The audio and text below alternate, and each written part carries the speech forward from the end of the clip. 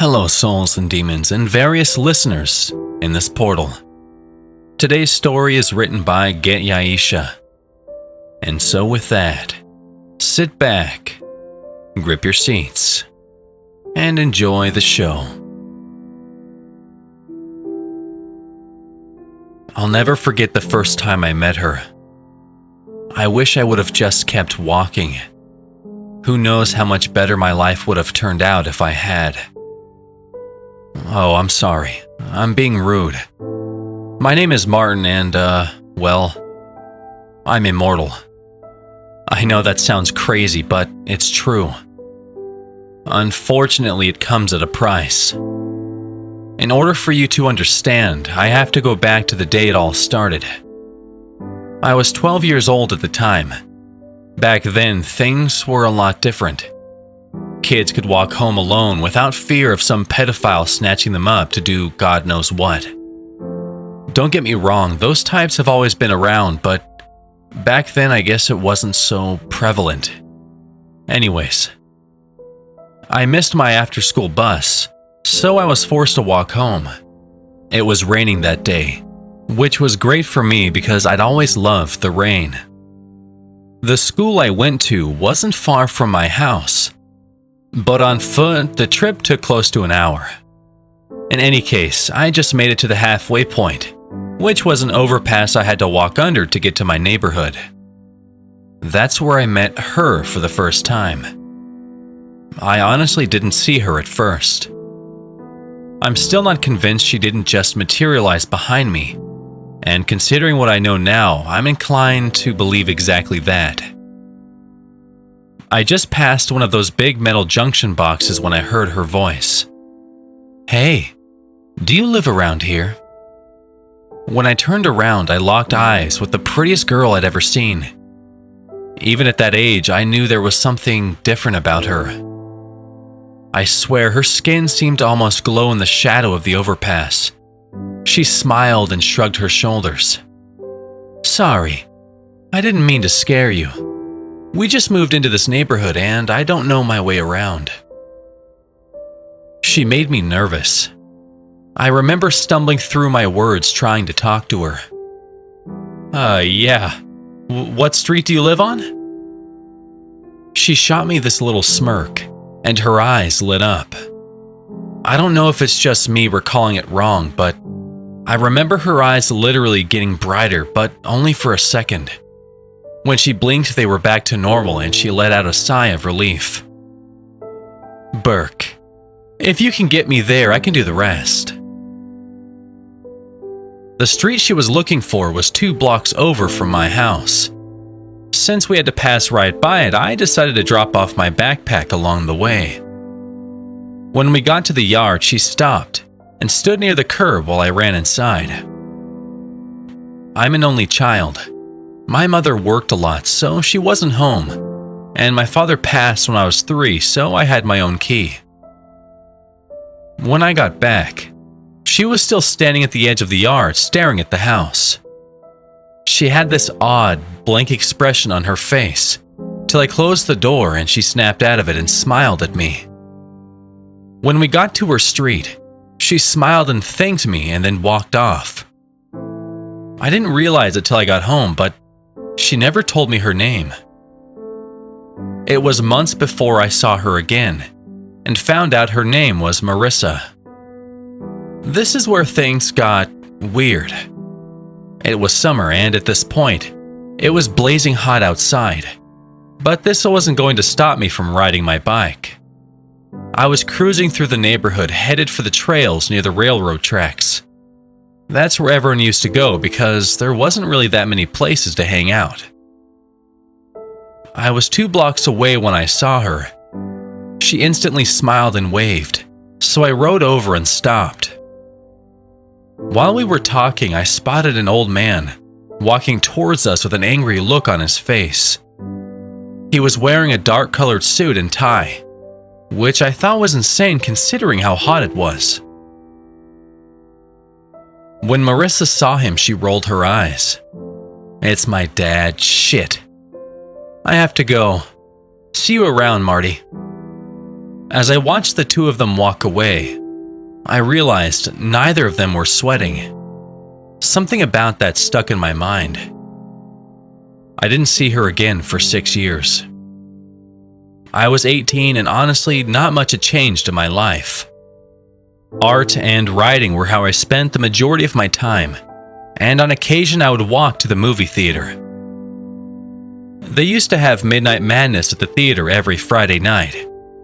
That's when they would show horror movies and have employees dressed up like characters from whatever movie was playing that night. They would pop up in the audience or come running through the aisles. It was great. The movie let out a little after 2 a.m. I was a good way from home, but it was a straight shot and I knew the trip by heart. On the first part of the walk, I had to pass by a small wooded area. It only took up 3 blocks, then I would cross the small bridge over the bayou. When I got to the bridge, I stopped to tie my shoe and I heard her voice. "Hey, Marty." I turned to face her and nearly shit myself. She was still a kid. She smiled and held up her hands, trying to calm me down. "Don't freak out. I don't have time to tell you everything. I'm so sorry about this, but I can't let them have it." Marissa stopped and grabbed my hand. My entire body went cold, then my ears started ringing. She screamed so loud, I could feel it vibrating through me. I tried to pull my hand away, but I couldn't break her grip. Her screaming got louder and louder, then she stopped and collapsed. I didn't know what to do. I was panicking.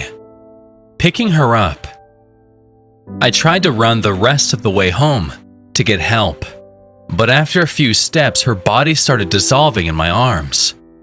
Before I knew it, I was covered in a flesh-colored slime. I completely lost it and sprinted the rest of the way home. My mother was asleep, so she didn't hear me come in.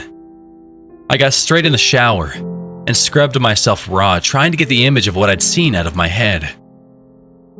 Once I was convinced I was clean, I put on fresh clothes, but when I went to gather up the ones I'd taken off, there wasn't much left.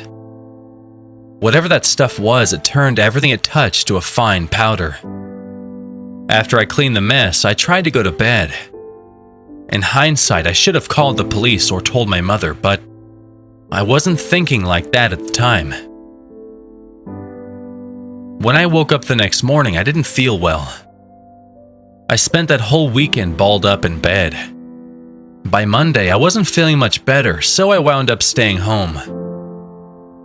It wasn't long after my mother went to work before things started happening. At first, I thought maybe I was loopy from the fever. I kept finding myself doing the same things over and over. I couldn't control it. I must have taken 3 showers that day. When it finally died down, I started blacking out, waking up in different rooms doing different things. I would wake up using the restroom or in the garage going through the big freezer. I even woke up cutting the grass at one point, and I hated mowing the yard. I was sick for close to a week. When I was finally feeling better, my life took a downward spiral. My mother lost her job. Then we lost the house and wound up living with my Aunt Gretchen. I had to change schools, which didn't bother me that much. I still saw the few friends I had on the weekends, but being the new guy is always an issue. Things progressively got worse, and by the time I was ready to graduate, I was pretty much homeless. My mother and I were both working, but it seemed like no matter how much we made, it was never enough. After high school, I got a full-time job. College wasn't in my future. My mother did the best she could, but a car accident left her disabled, and every time I had went to take care of her, and she eventually passed, I slipped into a deep depression. I managed to maintain my job, but the walls were closing in. I was alone in my shitty little efficiency apartment, thinking the world would never know if I was gone, and wouldn't care either way. It didn't happen overnight. First, I thought about it. For a long time, I thought of all the different ways to kill myself, but none of them really stuck. Then I bought a gun from a local pawn shop. I toyed with the idea every night for weeks on end. Till one night I got sloppy drunk and decided this would be the night. I sat on the edge of my blow-up mattress, holding the pistol in my hands. I took a deep breath, put the barrel to my temple and pulled the trigger. There was an explosion of light and sound, then cold, unending darkness, but I wasn't gone. I could taste gunpowder and smell my charred flesh. My body wouldn't move, but I could definitely feel it. For a moment, I thought I was blind. I thought maybe I'd failed at this just like everything else in my life. Then I saw her. Marissa was in front of me, floating in the darkness. She smiled and waved, then pointed up. Glancing upwards, I saw a blinding white light and felt the hard thump in my chest as my heart started pumping again. I heard her whisper, "Don't let them have it." Then I sat up, gasping for air. There was blood and bits of skull and brains splattered everywhere. The spot I'd slumped over in was holding a congealing pool of the mixture, squirming with maggots, and the room was smelling awful. I got up and went to the restroom. When I looked in the mirror, my face was covered in dried blood, but the wound was gone. I'll spare you the details of washing maggots out of my hair, or taking a dump after however long I was gone. Needless to say, I'd lost my job, and the only reason I hadn't been evicted was my landlord Seth smoked meth and was almost never around. Over the next few days, I tried to rationalize what happened, but I couldn't. There was no way to explain it. I managed to get another job as a maintenance man in a local office building. The pay was shit and the hours were horrible, but after a couple of weeks, I was able to pay rent, and life started getting back to normal. One night, while I was walking home, I stopped at a little deli to grab a bite to eat. I was waiting on my order when a woman came in. There was nothing out of the ordinary about her, but for some reason she kept looking at me. Feeling a little creeped out by the situation, I tried to ignore her until my order was ready, and the second it came up, I was out of there.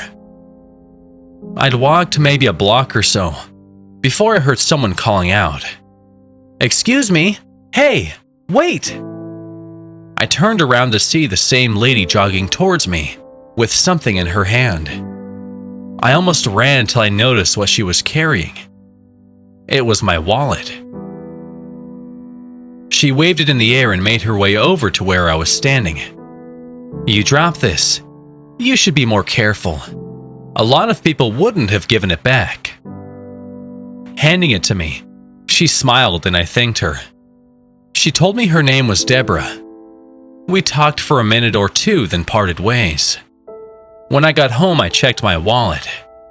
I'd had $30 in it before, but now there was close to $500 and a yellow sticky note that read, "Take care of yourself." A week later, I was at the grocery store picking up a few things when I ran into her again. This time, she was with an older guy. I was picking out some fresh fruit when they walked up on me. "Hey Martin, long time no see. How have you been?" When I turned to face them, the man was glaring at me as if he disapproved of something. Brushing it off, I put on my best fake smile. "Hey, Deborah, right? I've been okay.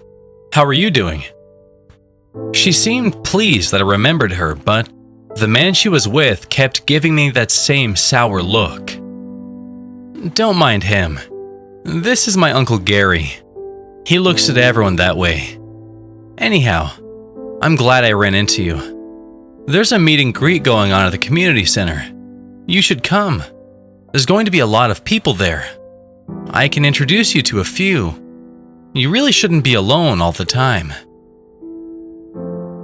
My first thought was, how did she know I spent most of my time alone? Me being me, I just chalked it up to general observation. We exchanged numbers and I finished shopping, but the entire time I was in the store, I felt like I was being watched. Later that evening, I was at work covering the night shift for someone who didn't show up. I just started cleaning the second floor lobby when the elevator opened. I stood still for a moment, then called out to whoever was in there. "Hey, the building's closed for the night. You're gonna have to come back tomorrow." No one responded. For a second, I thought it may be my supervisor, Carl. He would play pranks in the night shift from time to time, and this kind of felt like something he would do. Normally, the doors would close fairly quickly, but as long as I was standing there, they stayed open. Slowly easing my way over, I expected Carl to leap out and scream. But when I was able to get a look inside, it was empty. Stumped by what was happening, I pressed the call button and went back to the clearing. Near the far end of the first hall, there was a set of offices that had been empty for a while, so no one bothered to clean the area. From where I was standing, I could see lights on in one of the offices that were supposed to be empty. No one told me about new tenants, but that didn't mean much. Carl was a bit on the forgetful side when it came to things like that. I strolled down to ask whoever was in there if they wanted me to clean. But before I could get to the door, the lights inside turned off and a man stepped out. I couldn't really see him that well at first, but as he got closer I recognized him. It was Gary. He stopped and gave me that same sour look and then smirked. "Aren't you Deborah's friend?" I nodded, and he reached out to shake hands. The moment we made contact, he narrowed his eyes at me for a split second, and they lit up before he let go and stepped back. "You seem familiar to me. Have we met before?" Nothing about him rang any bells for me.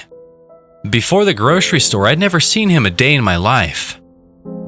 I told him we hadn't, but he insisted that we had. He mentioned places and events I had no memories of.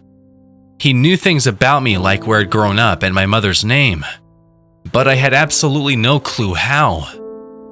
By the end of our conversation, I was completely confused. Once he'd gone on his way, I couldn't get it out of my mind. The rest of the night blew by, and before I knew it, I was back home, dozing off in front of the television. A few hours later, my phone buzzing in my pocket woke me up. "Hello?" "Hey Martin, it's me, Deborah. I was just calling to see if you wanted to go to the meet and greet. I can pick you up if you need a ride." I didn't want to go. I was about to tell her no when it happened. I could hear myself telling her I would love to go, and what time to pick me up. I wasn't in control of my body. The moment I hung up the phone, everything went back to normal. I sat there in shock. I hadn't felt anything like that in years. I spent the next few hours lost in my own little world, trying to put pieces together. Before I realized what time it was, Deborah was calling from the parking lot. I hated the idea of going to the gathering, but I didn't want to be an asshole about it, so I went. The moment we stepped into the building, I wanted to go home. After an hour or so, I started to relax and had a drink, while staying to myself at one of the tables. It wasn't long before Gary came over and took a seat across from mine. "Glad you could make it. There's someone I want you to meet."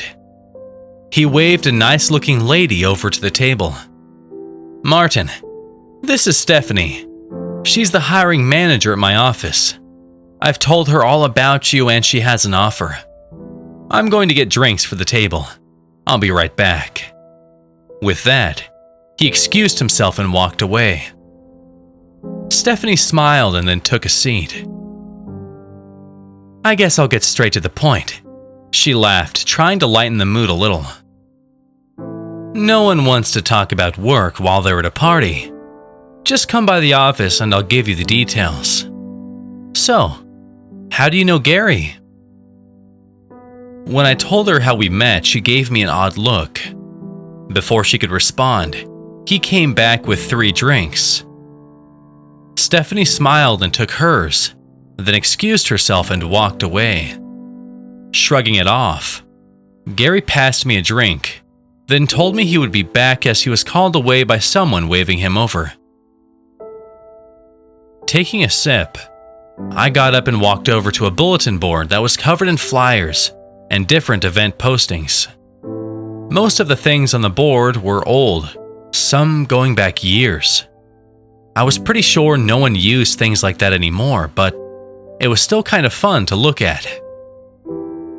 While I was standing there, I started feeling lightheaded and dizzy, rubbing my eyes, trying to clear my vision. I shook my head, literally attempting to shake it off. I turned around to look for Deborah, and everyone in the room was staring at me.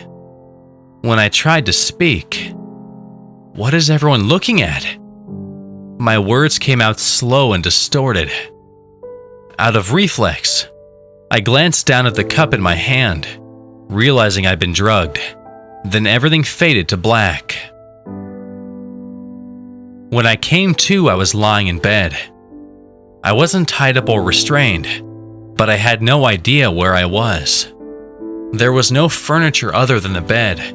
Floor to ceiling, the room was painted a bright yellow.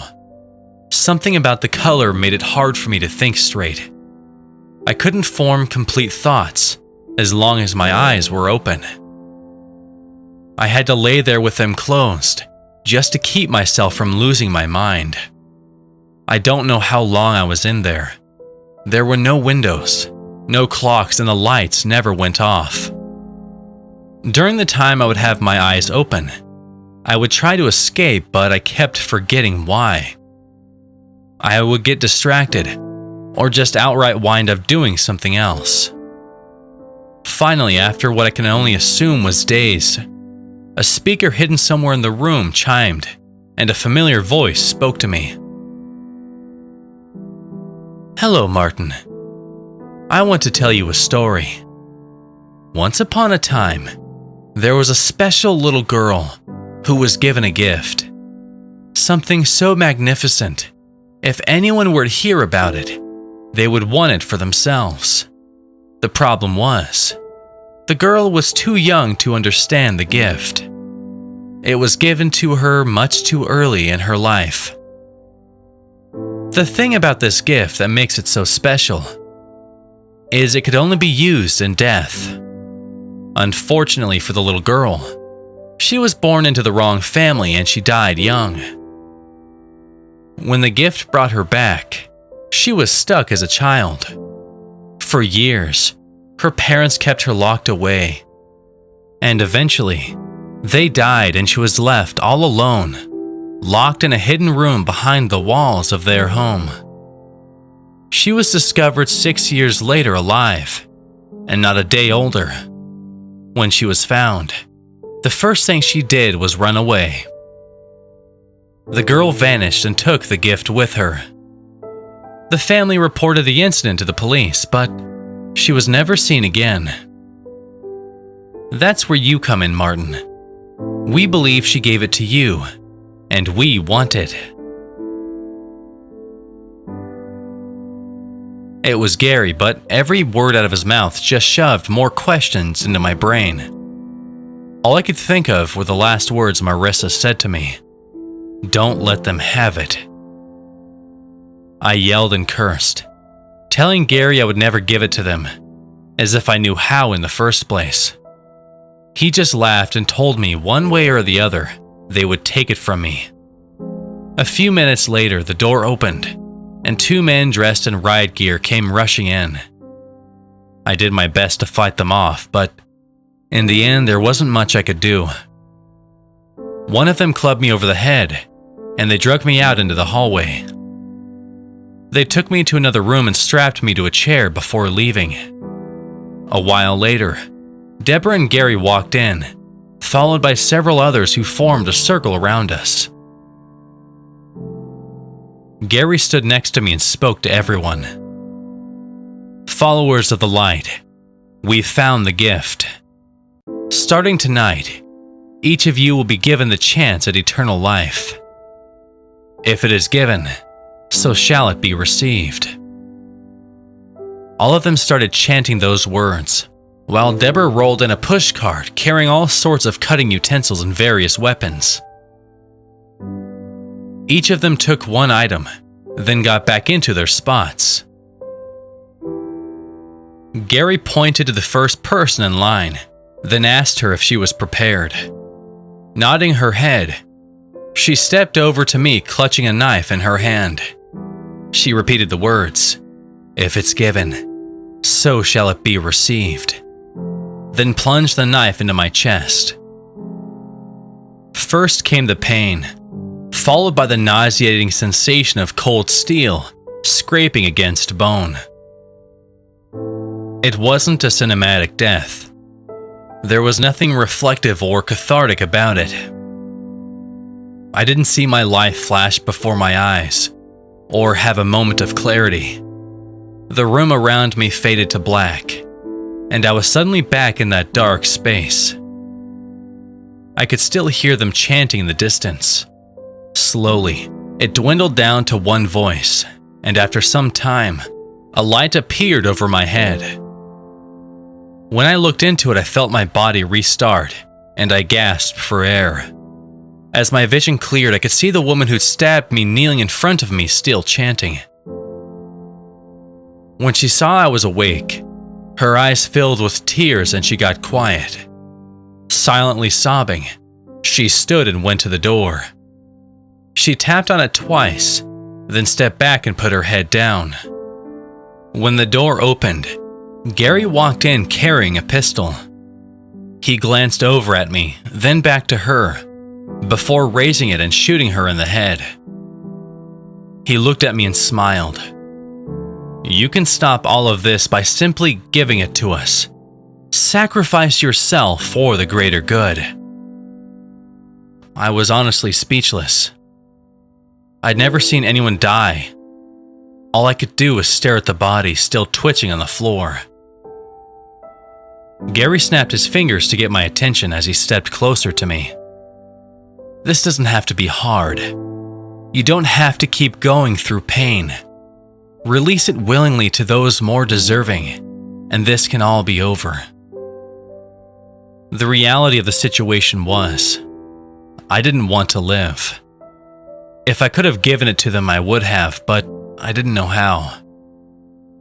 Because of that, I sat silently staring at him with a smirk on my face. He grumbled and scowled at me, before having the guards take away the body and leading in another person to try their luck. One by one they failed and were executed. Then came Oliver.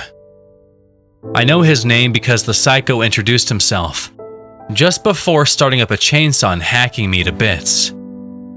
Yeah, you heard that right. This freak went Leatherface, and just like every time before that, I woke up completely healed. The difference was, since old Ollie went apeshit, I wasn't in the chair. When I opened my eyes, he was cowering in the corner, staring wide-eyed at me as I sat up. He stammered out, "I don't understand," then curled up into the fetal position and started chanting. Picking up a hammer one of the others left behind, I tapped twice on the door, then stood off to the side. When Gary stepped in, I cracked him across the skull.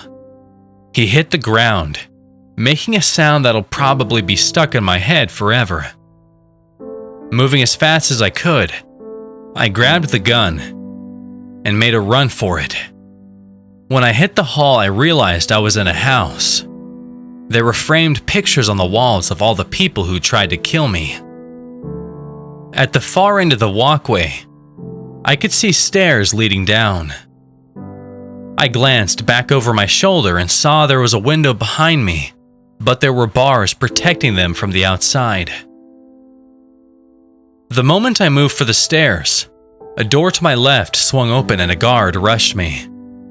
When we slammed into the wall, the gun went off, hitting him in the stomach at point-blank range. He staggered back, then collapsed, gripping his stomach and screaming as though the guard came running up the stairs. When I aimed at him, he stood and held up his hands. Motioning with the barrel, I directed him back down and followed at a good distance, till we were downstairs not far from the front door. To my left was an empty dining room, but to my right was Deborah and now the guard. They both stood there gawking at me as I peeped out the window to see several cars parked out front. Turning my attention back to them, I demanded keys. Then it happened again. I suddenly didn't have control of my body. I saw myself pulling the trigger, killing them both, and as they hit the ground, I went back to normal. I froze, standing there staring at the smoking gun in my hand, as if it had done something it wasn't designed to do. I didn't snap out of it till I caught my reflection in the mirror. I was naked, caked in dried blood and covered with scars. I looked like a nightmare, but I was alive. It took a while to get myself together, but when I did, I cleaned myself up and found some clothes that almost fit. I locked Ollie in that room, then scavenged the house till I found cash and keys, and then I hit the road. I found out later I'd been in that house for 6 weeks.